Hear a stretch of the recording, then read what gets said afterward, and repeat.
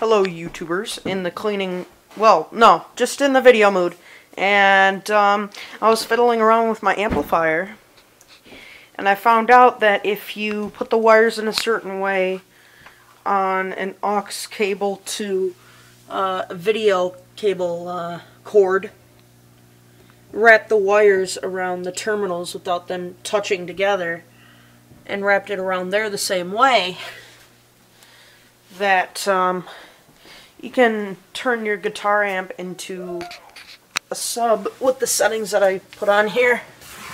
Reduce the high notes to all the way to 0, medium notes about in the middle of 2, and lows all the way on 10. Then level is up to between 1 and 2. I don't do the overdrive because it makes the sound a little bit more muffled. But since the CD player sucks on this thing, I'm using my headphone to tape adapter. And I'm going to play, of course, the classic shuffle song that I played in my laundry room, which is in another video that I probably uploaded today, which is quite old. And I don't know what I was doing, but I called the dryer a washer for some reason for a second. You know, I tried to think, but then I knew what I wanted to say, but I said the other one. I don't know. I seem to do that a lot. But, okay, so since the CD player sucks and I didn't feel like bringing my Sony Walkman down here, I hooked up my old DVD player to here.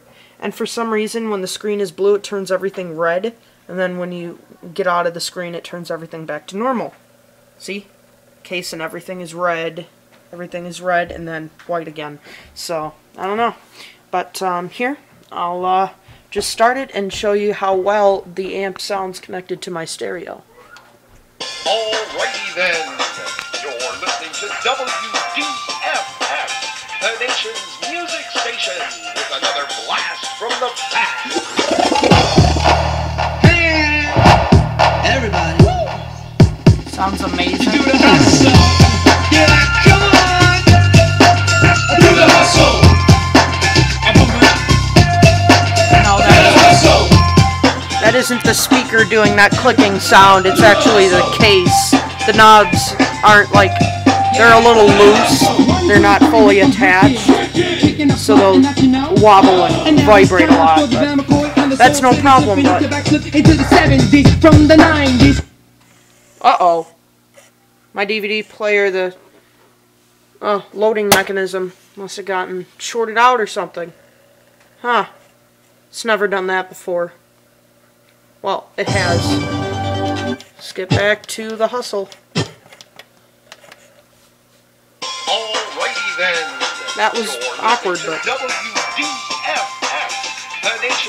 little bit of high pitch comes through there, which is kind of nice.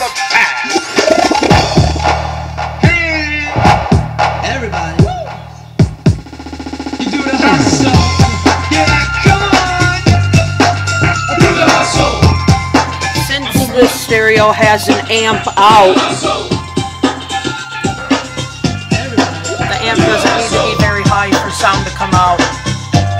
In fact, right above 0, sound already starts to come out pretty loud. So I turned it up to there because I like the bass sound of it. But I don't want to turn it up any louder, because if I turn this sound system up a lot, the speaker vibrates too much and it sounds really crappy. So, it doesn't seem to be doing that anymore. This is the place to be, so come and follow me. I get in line one last time. Move your muscle up, so do the hustle. Yeah, this is a really nice sound tester for a stereo because it has a whole lot of bass. And of course, it's a remix. Turn that off so that you can hear me. But you know that boombox? I mean that tape player boombox thing. The headphone jack, you can't put the headphone jack all the way into the jack, otherwise it just will not play anything. I don't know, for some reason the wiring on that jack is bad. So, you usually only get the left channel, which is what I got it wired up to now. Sometimes it wants to come out of the right channel, but not very often. So I'll just use the white one, because both the right and the left come out on the left side. And that headphone jack, there. You can probably see that it's not fully connected. If you don't, well, then that's too bad. I don't think I explained this in any of my other videos. One day, I was really bored, and I took one of our tile boxes from our newly redone bathroom, which I might show in another video, and I might not. I don't know. Sometimes I don't.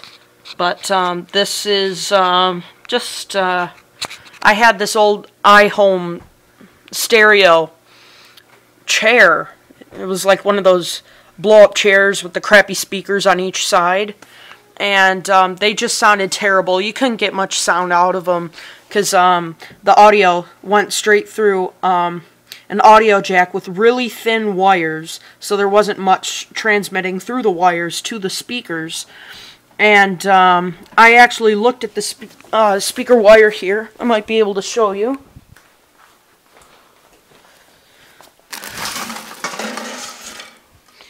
Here's the cable. And those are the cylindrical box things that they were in. And those are the thin little wires that the speaker was attached to. So they didn't spend much on the wires for these, but for some reason they soldered these to the speaker. Like a lot of soldering for some reason. Maybe because these wires are very easily broken off of things, so they had to make sure that there was a lot gripping those wires. So they were attached to these really crappy wires, and of course the thinner the wire is, the less power you get out of it. So the chair that these were in actually got a big hole in it, and it would just deflate really quickly.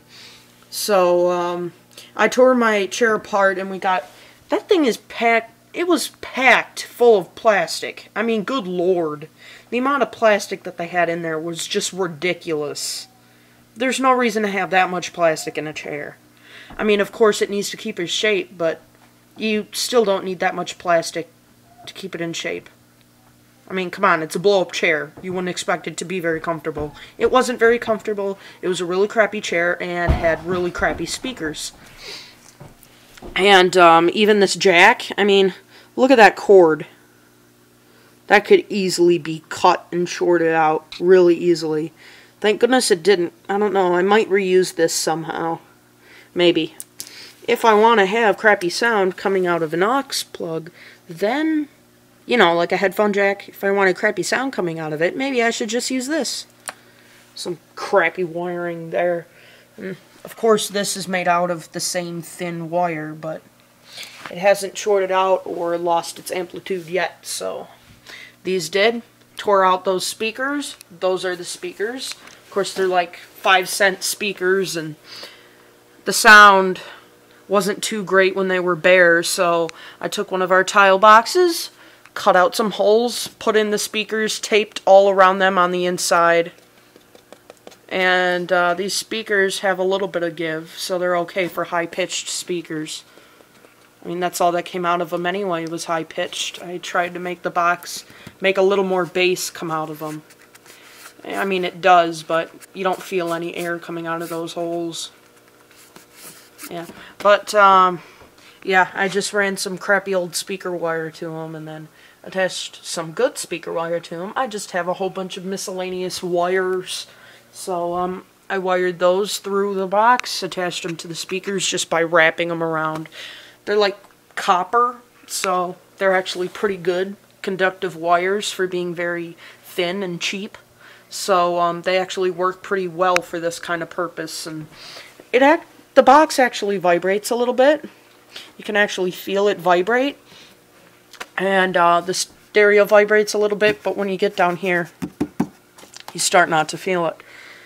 But that's it. Here, I'll show you how high-pitched they are. Hey, come on! 4, 5, 6, here comes Alex. Ready to flow like FedEx. Yeah. That's those, and the boombox speakers aren't much better. Give me some room from midnight to noon. Superfly suits to platform shoes. Now get ready for the funky track, cause it's time for us to bring it all back to the next level. Get something new. Guess what, y'all? It's easy very to high do. pitch. Disco is where it's at, and when you step to the groove, then you know it's that Afrodisiac. That's my wiring from the past. job It's there. cool. Something new, but kinda old school. Not East to much, the west but it and north works. to the south. It's time for So I'm not going to touch it. If you do, it'll probably short out. Everybody, do the hustle. Well, it's another random update, and I might be able to get another CRT monitor from my friend for... He needs money, so I'm just going to give him $10 for one. Because it's actually a pretty decent size, and I might replace this one with that one and just have this one as a dedicated test bench monitor, or a dedicated monitor for this crappy laptop screen. I mean, it's not a crappy laptop screen, it's just something broke in it. You know, like the dead pixel and stuff that I explained earlier. What the crap, stupid Legos. Everything sticks to your feet down here. Probably should be wearing some slippers or something, but whatever. Well, that's another random update, and have a great day.